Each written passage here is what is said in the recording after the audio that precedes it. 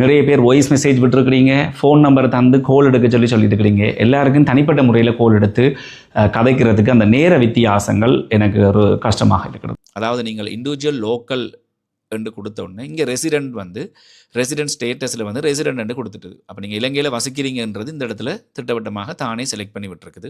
அப்போ வெளிநாடுகளில் இருந்து, குறிப்பாக அரபு நாடுகளாக இருக்கட்டும், ஐரோப்பிய நாடுகளில் இலங்கை பாஸ்போர்ட்டோடு இருக்கிற ஆட்களாக இருக்கட்டும், அப்படியும் இல்லை என்று சொன்னால் வெளிநாட்டு பாஸ்போர்ட்டோட வெளிநாடுகளில் இருக்கிற ஆட்களுக்கு டின் தேவைப்படுற பட்சத்தில் என்னென்ன நடைமுறை, இப்படியே தேடி கொண்டு வந்தால் எல்லா நாடுகளும் பெறுது. ஆனால் இந்த இடத்துல பார்த்தீங்கன்னு சொன்னால் இலங்கையை காண கிடைக்கல. இப்போ டின் நம்பர் எடுக்கிறதுல இவ்வளவு சிக்கல் இருக்குது அப்படின்னு சொல்லி இந்த காணொலியில் பார்த்துருப்பீங்க. அந்த வெப்சைட்டுக்குள்ளே போனால் விடுதே இல்லை.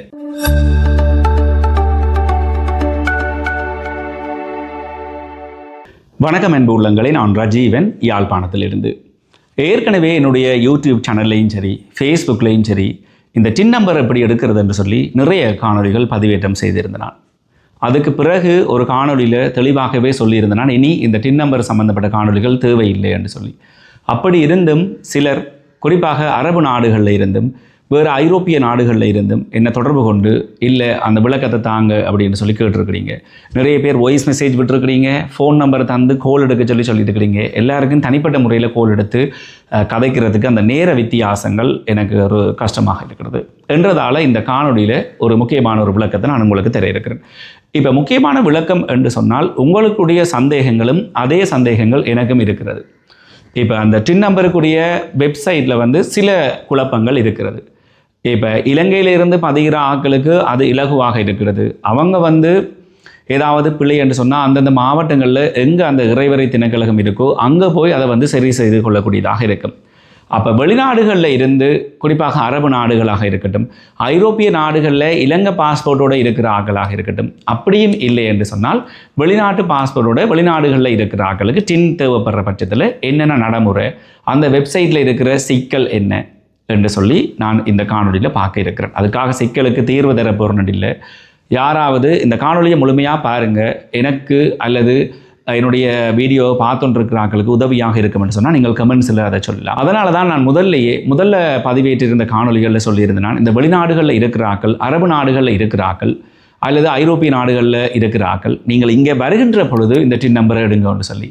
ஏன்னு சொன்னால் சரியான குழப்பங்கள் இந்த இடத்துல இருக்கிறது, இந்த வெப்சைட்டில் இருக்கிறது. அது என்னென்ன குழப்பம் என்று சொல்லி நாங்கள் இந்த காணொலியில் பார்க்க இருக்கிறோம். இந்த டின் நம்பர் எடுக்கிறதுல, அதுவும் குறிப்பாக ஆன்லைனில் எடுக்கிறதுல இருக்கிற குழப்பங்கள் என்ன அப்படின்னு சொல்லி இந்த இடத்துல பார்க்கலாம். குழப்பங்கள் என்று சொல்கிறத விட ஒரு சிரமம் இருக்கிறது.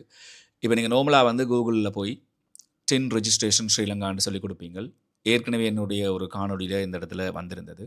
அப்போ நாங்கள் ரிஜிஸ்ட்ரேஷன் சர்வீஸ் இந்த இடத்துல தானே செலக்ட் பண்ணியிருக்கு. இதுக்கு போவோம். இந்த பாருங்கள், இப்படி முதல் பக்கம், அதாவது அவர்களுடைய ஃப்ரண்ட் பேஜ் வந்து வந்திருக்குது. இதில் வந்து தமிழ், ஆங்கிலம், சிங்களம் இருக்கிறது.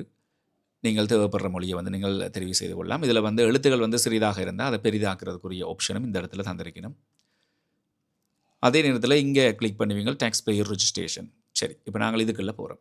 இதுக்குள்ளே போனோன்னே ரிஜிஸ்ட்ரேஷன் டைப் வந்து இப்போ இலங்கையில் இருக்கிற ஆட்களுக்கு உதவியாக இண்டிவிஜுவல் லோக்கல், வெளிநாடுகளில் இருக்கிற ஆட்களுக்கு இண்டிவிஜுவல் ஃபாரினர். சரி, இப்போ முதல்ல லோக்கல் என்று இருக்கிறத பார்ப்போம். இதில் இருக்கிற என்னென்ன விடயங்கள்னு சொல்லி. ஏன்னு சொன்னால் வெளிநாட்டவர்களும் இந்த லோக்கல் வடிவாக கவனித்து கொள்ளுங்கோ. இது உங்களுக்கும் உதவியாக இருக்கும். இப்போ இண்டிவிஜுவல் லோக்கல் என்று சொல்லி நீங்கள் தெரிவு செய்த உடனேயே தேசிய அடையாள அட்டை இலக்கத்தை மாத்திரம் தான் கேட்குது. அப்போ நீங்கள் தேசிய அடையாள அட்டை இலக்கம் இப்போ 1980 அல்லது 70 என்னவோ அந்த இலக்கத்தை கொடுப்பீங்க. அதுக்கு பிறகு உங்களுடைய முழு பெயர் ஆங்கிலம், தமிழ், சிங்களம் 3 மொழிகள்லையும் கேட்டிருக்குது. இந்த இடத்துல பார்த்தீங்கன்னு சொன்னால் தானாகவே செலக்ட் பண்ணி ஒரு விடயம் இருக்கிறது. அதாவது நீங்கள் இண்டிவிஜுவல் லோக்கல் என்று கொடுத்த உடனே இங்கே ரெசிடென்ட் ஸ்டேட்டஸில் வந்து ரெசிடென்ட் என்று கொடுத்துட்டுது. அப்போ நீங்கள் இலங்கையில் வசிக்கிறீங்கன்றது இந்த இடத்துல திட்டவட்டமாக தானே செலக்ட் பண்ணி விட்டுருக்குது. சிட்டிசனான்னு கேட்டால் எஸ் சிட்டிசன்ஷிப் பண்ணி போட்டிருக்குது. அப்போ இந்த இடத்துல பார்த்தீங்கன்னு சொன்னால் கண்ட்ரி ஆஃப் பர்த் அது இலங்கை, அதில் எந்த ஒரு மாற்றமும் இல்லை. நாங்கள் இலங்கை என்று சொல்லி தெரிவு செய்வோம். நேஷனாலிட்டியை கவனித்து கொள்ளுங்க. ஸ்ரீலங்கன் என்று சொல்லி தெரிவு செய்து இந்த இடத்துல வச்சிருக்கிறது. அப்போ ஸ்ரீலங்கன் என்று சொல்லி தெரிவு செய்து வச்சிருக்கேக்குள்ள எனக்கு இருக்கிற ஒரு பெரிய ஒரு குழப்பம் என்னன்னு சொல்லி நான் இந்த இடத்துல உங்களுக்கு சொல்கிறேன். ஏன்னா இதே குழப்பங்களை என்னட்ட தொலைபேசி மூலமாக அழைச்சி நிறைய பேர் கேட்டிருக்கிறாங்க. அப்போ இதில் ஸ்ரீலங்கா நேஷ்னாலிட்டி ஸ்ரீலங்கான்றதை தானே செலக்ட் பண்ணி வச்சுருக்குது. நாங்கள் அப்படி இருந்தும் கண்ட்ரி ஆஃப் பர்த் வந்து ஸ்ரீலங்கா என்று சொல்லி நாங்கள் இந்த இடத்துல கொடுக்குறோம். ஏன்னா இலங்கையில் பிறந்திருக்கிறபடியாக கொடுக்குறோம். சரி, இப்போ இது யாருக்கு இந்த அப்ளிகேஷன் திட்டவட்டமாக பொருந்தும்னு சொன்னால் இலங்கையிலிருந்து அப்ளை பண்ணி எடுக்கிறாங்களுக்கு. அப்படியே இதில் வந்து பெர்மனன்ட் அட்ரஸ், உங்களோட ரெசிடென்டல் அட்ரஸ், உங்களுடைய இமெயில் முகவரி, தொலைபேசி இலக்கம், பேங்க் அக்கவுண்ட், அதே சமயத்தில் உங்களோட ஃபேமிலி டீட்டெயில்ஸ் கொடுப்பீங்க. அதில் வந்து பிள்ளைகளுடைய பெயர்கள், விவரங்கள் எல்லாமே இந்த இடத்துல கேட்கப்பட்டிருக்குது. சரி, இப்போ பழையபடி இந்த இடத்துக்கு வரணும். இவ்வளத்தையும் கொடுத்த உடனே உங்களுக்கு நீங்கள் நெக்ஸ்ட் பேஜுக்கு போகிற பட்சத்தில் உங்களுக்கு வந்து டின் நம்பருக்குரிய ஆப்ஷன், இமெயிலுக்கு வர்றதுக்குரிய ஆப்ஷனை அந்த இடத்துல காட்டும். இப்போ இந்த இடத்துல பார்த்தீங்கன்னு சொன்னால் ஸ்ரீலங்கன் சொல்லி ஏற்கனவே செலக்ட் பண்ணி வச்சுருக்குது. ரெசிடென்ட் கொடுத்துருக்குது. சரி, இப்போ இது வந்து இலங்கையில் இருக்கிற ஆக்களுக்கு. இப்போ இலங்கை கடவுச்சீட்டோட வெளிநாடுகளில் வேலை செஞ்சு கொண்டிருக்கிற ஆக்கள், அரபு நாடுகளில் வேலை செஞ்சு கொண்டிருக்கிற ஆக்கள், அவர்கள் இந்த இடத்துல இண்டிவிஜுவல் லோக்கல் என்று சொல்லி வரணுமா என்று சொல்லி பார்த்தா இந்த இடத்துல ரெசிடென்ட் என்று சொல்லி இருக்கிறது வந்து அங்கே பிழைக்கும். ஏனென்று சொன்னால் அவர்கள் தற்சமயம் இங்கே ரெசிடென்ட் இல்லை. அப்போ அவர்கள் என்ன செய்ய வேணும் என்று சொல்லி என்னட்ட கேட்குறாங்க. அப்போ அவர்கள் இந்த இடத்துல தேசிய அடையாள அட்டையை கொடுத்து எடுக்க வேண்டிய ஒரு நிலைமை கூட வரலாம். அதுவும் ஒரு குழப்பமாக தான் இருக்கிறது. அடுத்தபடியாக இப்போ அவர்கள் இந்த லோக்கலுக்குள்ளால் போகாமல் சரி ஃபாரினருக்குள்ளால் போய் எடுக்க பார்க்கணும் என்று வச்சுக்கொண்டா திருப்பி மீண்டும் அதே வெப்சைட்டுக்குள்ளே போய் இப்போ இந்த இடத்துல வந்து பார்த்தீங்கன்னு சொன்னால் இண்டிவிஜுவல் ஃபாரினர் கொடுப்போம். இப்போ ஏன் நான் அதை சொன்னேன்னு சொன்னால் முதல்ல இலங்கையில் இருக்கிற ஆக்கள், அதாவது அரபு நாடுகளில் வேலை செய்கிற ஆக்கள் சில சமயம் இந்த இண்டிவிஜுவல் லோக்கல்ன்றதுக்குள்ளால் அவர்கள் பாவித்து வந்து அந்த இடத்துல பதிவு செய்யக்கூடியதாக இருக்கும் என்று நான் நம்புகிறேன். இதுவும் வந்து உறுதிப்படுத்த முடியலை. காரணம் என்னென்னு சொன்னால் பதிவு செஞ்சு பார்த்தா மாத்திரம்தான் தெரியும். அடுத்தது இந்த இடத்துல பார்த்தீங்கன்னு சொன்னால் சரி இண்டிவிஜுவல் லோக்கலுக்களால் போக இயலாது, இண்டிவிஜுவல் ஃபாரினருக்களால் போகலாம்னு பார்த்தா இந்த இடத்துல பாஸ்போர்ட் இலக்கத்தை மாத்திரம்தான் கேட்குது. சரி, பாஸ்போர்ட் இலக்கத்தை கேட்டுட்டு அப்படியே பார்த்தீங்கன்னு சொன்னால் நான் ரெசிடென்ட்னு சொல்லி காட்டுது. இப்போ இலங்கையை விட்டு வெளிநாடுகளில் போய் நிறைய நாட்களாக தங்கியிருப்பவர்கள், அதாவது தங்கியிருப்பவர்கள்ட்ட நான் சொல்கிறது இந்த ஐரோப்பாவில் இருக்கிற எங்களுடைய இலங்கையர்கள். அப்போ ஐரோப்பாவில் குடியேறி இருப்பவர்கள் பலர் வந்து இப்போவும் இலங்கை கடவுச்சீட்டோடு தான் இருக்கணும். அவர்களுக்கு ஃபாரின் பாஸ்போர்ட்ன்றதை விட இலங்கை கடவுச்சீட்டில் அந்தந்த நாட்டு விசாவோடு இருக்கணும்.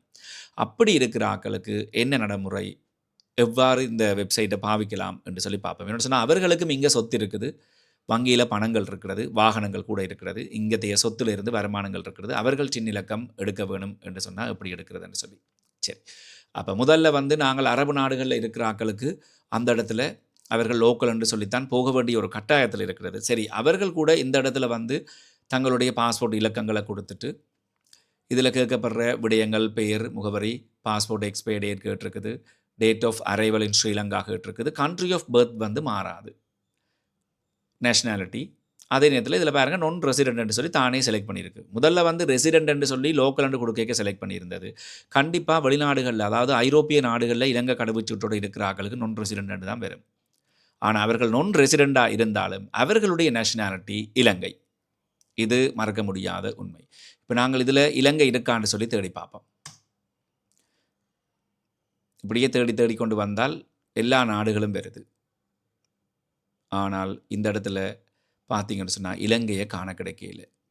எஸ்ஸில் வந்து இலங்கை வர வேணும், ஆனால் இலங்கை இல்லை. ஸ்ரீயா இருக்குது, சுவிஸ் இருக்குது, எல்லா நாடுகளும் இருக்குது. சரி, அப்படி இல்லைன்னு சொன்னால் நாங்கள் ஸ்ரீலங்கான்னு சொல்லி தேடுவோம், இல்லை. ஆனால் இதே வந்து முதல்ல இண்டிவிஜுவல் லோக்கலில் போயிருக்க நேஷ்னாலிட்டி ஸ்ரீலங்கன்னு சொல்லி தானே தெரிவு செய்திருந்தது. இதுதான் அந்த குழப்பம். அதாவது இலங்கை கடவுச்சீட்டோட ஐரோப்பிய நாடுகளில் வாழ்ந்து கொண்டிருக்கிற எங்களுடைய இலங்கையர்கள் இந்த வெப்சைட்டை எப்படி பாவிக்கிறது. இந்த இடத்துல நேஷ்னாலிட்டியை செலக்ட் பண்ண இலங்கை என்று சொல்லி விடுவதில்லை. கண்ட்ரி ஆஃப் பர்த் வந்து விடுகுது. அது நாங்கள் ஸ்ரீலங்கான்னு சொல்லி டைப் பண்ண இலகுவாக இந்த ஸ்ரீலங்கா காட்டிட்டுது. அப்போ கண்ட்ரி ஆஃப் பர்த் ஸ்ரீலங்கா காட்டினது பிறகு இங்கே ஸ்ரீலங்கா ஆப்ஷன் பெற வேணும். ஸ்ரீலங்கா ஆப்ஷன் பெறவில்லை. அப்போ அரபு நாடுகளில் இருக்கிற ஆக்களுக்கும் இது பொருந்தும். என்னென்னு சொன்னால் அவங்க நான் ரெசிடெண்டாக இருப்பாங்க, 5 வருஷம் 10 வருஷம் என்று சொல்லி அரபு நாடுகளில் வேலை செஞ்சுட்டு இருப்பாங்க. அவர்களும் நேஷ்னாலிட்டி வந்து ஸ்ரீலங்காவாக இருக்கும். அவர்களுக்கும் இந்த ஆப்ஷன் விடுவதில்லை. அதே நேரத்தில் இலங்கை கடவுச்சீட்டோட ஐரோப்பிய நாடுகளில் வாழ்கிற ஆக்களுக்கும் இந்த இடத்துல விடுவதில்லை. சரி, அப்போ அரபு நாடுகளில் வாழ்கிற ஆக்கள் அடிக்கடி இங்கே வந்து போவாங்க. சரி, அவர்கள் லோக்கல்னு சொல்லி ஏதோ ஒன்றை செஞ்சு அந்த லோக்கலுக்குள்ளால போய் அவர்களுடைய டின் நம்பர் எடுக்கலாம். இந்த ஐரோப்பிய நாடுகளில் வாழ்கிற ஆக்கள் நான் ரெசிடென்ட், அவர்களுக்கு லோக்கல் அட்ரஸ் இங்கே இருக்காது. அதாவது இந்த பாருங்க, லோக்கல் அட்ரஸ் இருக்க வாய்ப்புகள் குறைவு. அப்படி இருந்தால் என்ன செய்ய வேண்டும் என்பது என்னுடைய கேள்வி. அதே நேரத்தில் என்னட்ட நிறைய பேர் கால் பண்ணி கேட்ட கேள்வியும். உங்கள் யாருக்காவது தகவல் தெரிகிற பட்சத்தில் நீங்கள் இந்த இடத்துல தெரிவிக்கலாம். இப்போ வெளிநாடுகளில் வாழ்கிற எங்களுடைய இலங்கையர்கள் வெளிநாட்டு கடவுச்சீட்டோடு இருந்தாலும் இந்த இடத்துல இதுக்குள்ளால போய் பதியலாம். ஒரு அளவுக்கு அது இலகுவாக இருக்கிறது. இதே நடைமுறை தான். பாருங்கள், நான் ரெசிடெண்ட்டாக வரும், கண்ட்ரி ஆஃப் பர்த் ஸ்ரீலங்கான் இருக்கும். இப்போ நீங்கள் இருக்கிற நாடு எந்த நாடு, இப்போ சரி கனடாண்டு வச்சுக்கொள்ளுமே, நாங்கள் இதில் கனேடியன் செலக்ட் பண்ணக்கூடியதாக இருக்கும். இந்த இடத்துல லோக்கல் அட்ரஸ் இருக்காது. ஸோ லோக்கல் முகவரி இருந்தால் கொடுத்து பாருங்கள் என்ன செய்யுதுன்னு சொல்லி நீங்கள் தான் அதுக்குரிய விளக்கத்தை நீங்கள் கண்டறிஞ்சு கொள்ள வேண்டும். அதே நேரத்தில் உங்களுடைய ஃபாரின் அட்ரஸ் கேட்குது. சரி, இப்போ இதுதான் நான் ஏற்கனவே சொன்ன அந்த குழப்பம். இதுக்கு உங்களுக்கு யாருக்காவது பதில் தெரிகிற பட்சத்தில் கமெண்ட் செக்ஷனில் நீங்கள் சொல்லக்கூடியதாக இருக்கும். இந்த தகவலை நேரடியாக சென்று நான் இறைவரை திணைக்களகத்தில் கேட்கக்கூடியதாக இருந்தது. அன்றைய தினம் போன இடத்துல எனக்கு ஒழுங்கான ப்ராப்பரான தகவல் வழங்கப்படையில்லை. டின் நம்பர் பதிவு செய்ய இருக்கிற குழப்பங்கள் என்று சொல்லி இந்த காணொலியில் பார்த்துருந்த நீங்கள். இப்போ நான் ஏற்கனவே சொல்லியிருந்தேன், நான் உங்களுக்கு இந்த டின் நம்பர் எடுக்கிறதுல குழப்பம் இருக்கிற பட்சத்தில் நீங்கள் கமெண்ட் செக்ஷனில் சொல்லுங்கள். சிம்பிளான ஒரு பதிலாக இருக்கும். அதாவது இப்படி குழப்பமாக இருக்குன்னு சொன்னால் நீங்கள் இப்போ அவசரப்பட்டு எடுக்க தேவையில்லை. என்னென்னு சொன்னால் உங்களுடைய பர்சனலாக நீங்கள் கொடுக்குற தகவல்கள் பிழைக்கிற பட்சத்தில் பிறகு அதை மாற்றுறது கொஞ்சம் கஷ்டமாக இருக்கும் போல இருக்குது. என்றதால் நீங்கள் இலங்கைக்கு வந்து போகிற நேரத்தில் எடுங்கன்னு சொல்லி நான் இதுக்காகத்தான் நான் முதல்லையே சொல்லியிருந்தேன். இந்த காணொலி உங்களுக்கு பயனுள்ளதாக அமைந்திருக்கும் என்று நான் நம்புகிறேன். அதே சமயத்தில் நிறைய பேர் கேட்ட கேள்விகளுக்கு ஒரு பதிலாகத்தான் இந்த காணொலி இந்த இடத்துல பதிவேற்றம் செய்யப்பட்டிருக்கிறது. என்னுடைய சேனலை இப்போ தான் நீங்கள் முதல்ல பார்க்குறீங்கன்னு சொன்னால் மறக்காமல் சப்ஸ்கிரைப் பண்ணிவிடுங்க. அதே சமயத்தில் ஃபேஸ்புக்கில் பார்க்குறாக்கள் ஃபாலோ பண்ணிங்கன்னு சொன்னால் என்னுடைய காணொலிகளை நீங்கள் தவறவிட வேண்டிய அவசியம் வராது. மறுபடியும் உங்களை ஒரு புதிய காணொலியில் நான் சந்திக்கிறேன். நன்றி.